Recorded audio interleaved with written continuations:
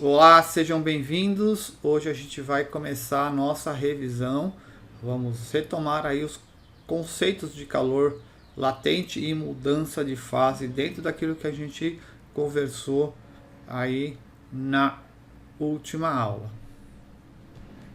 Começar então relembrando sobre as mudanças de fase, né? Então nós temos 3 estados físicos da matéria e as mudanças de fase relacionadas a ele. Aqui na nossa tela nós temos a mudança de fase da água, nós temos a fusão da água, do sólido para o líquido, a vaporização do líquido para o gasoso e as mudanças contrárias, ok? Aqui embaixo a nossa sublimação. Nós vimos durante a aula que para que ocorra essa mudança de fase eu preciso de uma quantidade de calor que nós chamamos de quantidade de calor latente, que é aquela que tem o efeito, como efeito, a mudança de estado mantendo-se constante a temperatura, tá? Então isso é importante. A temperatura do corpo não varia enquanto nós estamos fazendo a mudança de fase. A fórmula está aqui na nossa tela, né?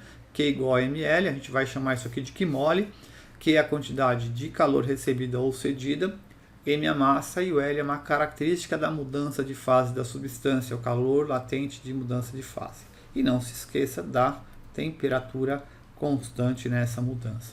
Nós vimos a curva de aquecimento, né? Então a gente viu que no processo de aquecimento como esse da água, que estava no estado sólido a menos 20, para chegar a vapor acima de 100 graus, eu tenho aqui 5 quantidades de calor envolvidas. Então essas plataformas que aparecem no gráfico mostram que a temperatura ela é constante, portanto não varia, e aqui eu tenho o calor latente. Já essas curvas ascendentes ou descendentes, dependendo da curva ser de aquecimento ou resfriamento, nesse caso de aquecimento, eu tenho aqui quantidades de calor sensível. E aqui as fases, né? Em A ele é sólido, em B ele é sólido mais líquido, em B é a mudança de fase, em C ele é líquido, em D ele é líquido mais vapor, é outra mudança de fase, em E ele é vapor. Ok? Então como é que isso fica aplicado nos nossos contextos de exercício de revisão? Então eu tenho um gráfico aqui que representa o comportamento da temperatura de um corpo em função da quantidade de calor que ele recebe. O corpo tem massa de 50 gramas,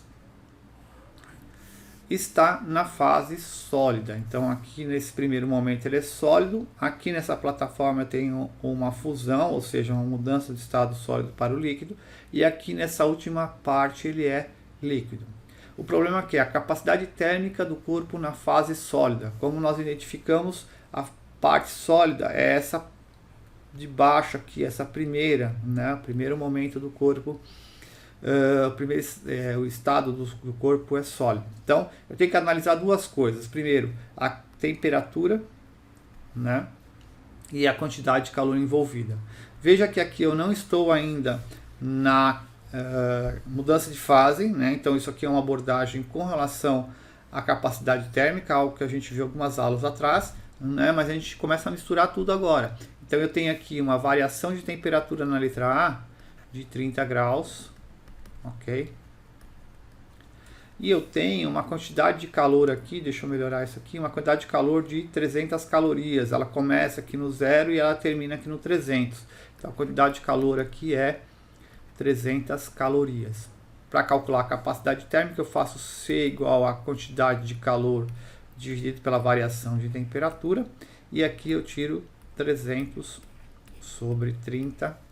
A capacidade térmica no estado sólido, se você quiser colocar isso aqui, vai ficar 10 calorias por grau Celsius. Agora na letra B, o problema pede para determinar a temperatura de fusão e o calor latente de fusão desse corpo. A temperatura de fusão é fácil, basta que a gente faça uma análise aqui no nosso gráfico. A gente vai perceber que a temperatura é mantida constante a partir de 30 graus. Okay? Então ela começa aqui a mudança de fase e termina aqui. Então a nossa temperatura de fusão vai ser 30 graus Celsius. Agora, e o calor latente de fusão? Então eu vou pegar lá a quantidade de calor latente, Q igual a M vezes L. A quantidade de calor envolvida aqui é de 300 calorias. Ele vai de 300 até 600. A gente vai fazer essa diferença aqui para determinar a quantidade de calor envolvida nesse processo. Então vai ser 300 igual a 50 vezes o L. 50 porque a massa, lembra, é 50 gramas, ok? Portanto, o nosso L vai ser 300 dividido por 50. Nosso L vai ser, vou cortar aqui, ó, 6 calorias por grama. Ou seja, para fundir cada grama dessa substância, eu preciso de 6 calorias. Na letra C, o problema pede para determinar o calor sensível da substância, o calor específico sensível da substância na fase líquida. Agora eu estou nessa última parte do nosso problema aqui, né? Onde o Q ele vai de 600 para 800, portanto a quantidade de calor consumida aqui ela foi de 200 calorias, ok? E a temperatura ela variou de 30 até 60, ou seja, a variação de temperatura aqui foi de 30 graus Celsius. Lembra que ela começa a fusão em 30 e termina em 30. O calor específico está na fórmula do Q-macete, Q igual a mc delta T. Portanto, a gente vai calcular o Czinho fazendo 200, que é a quantidade de calor envolvida nesse processo. A massa é 50, lembra que a gente está no mesmo problema ainda. Tá? O Czinho eu não tenho, tá? E a nossa variação de temperatura é 30 graus Celsius. O nosso Czinho, portanto, vai ser esse 200 dividido por 50 vezes 30, 1.500.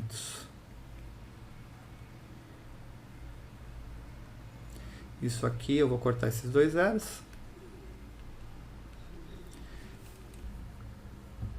Eu fico com 2 dividido por 15.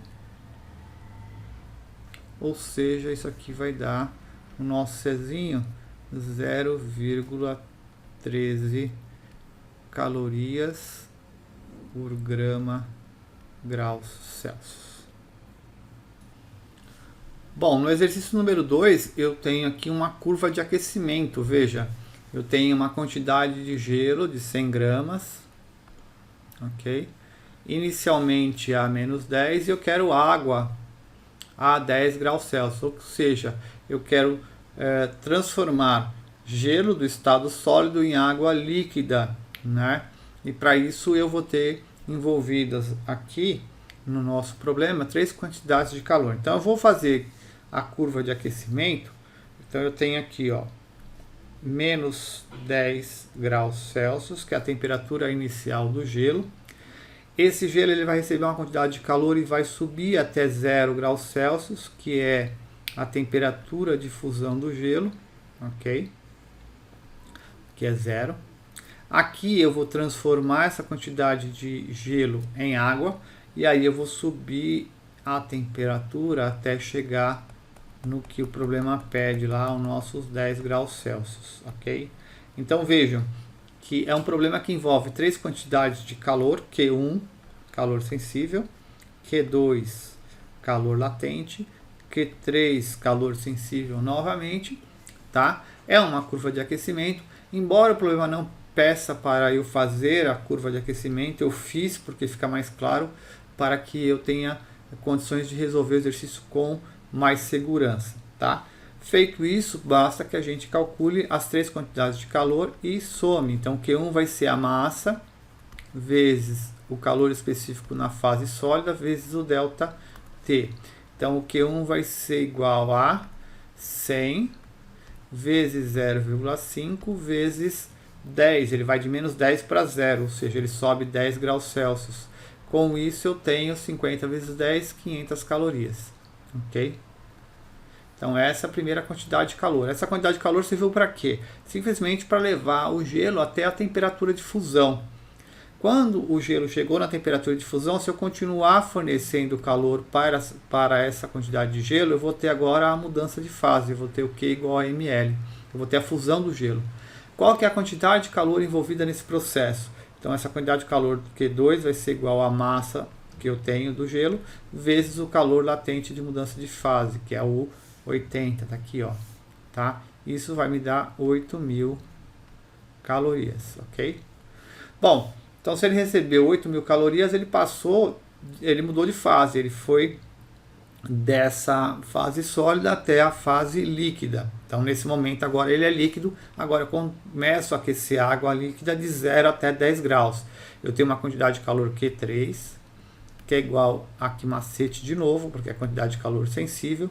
E nesse caso agora, essa quantidade de calor vai ser 100 vezes 1, porque o calor específico agora muda, é líquida, tá? Vezes a variação de temperatura, que é 10.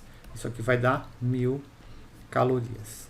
Portanto, a quantidade de calor necessária para esse processo todo vai ser Q igual a quantidade de calor 1 mais a quantidade de calor 2 mais a quantidade de calor 3. Ou seja, essa quantidade de calor vai ser igual a 500 mais 8.000 mais 1.000. Essa quantidade de calor é igual a 9.500 calorias, ou eu posso simplificar e escrever 9,5 quilocalorias. Nosso último problema é um problema que envolve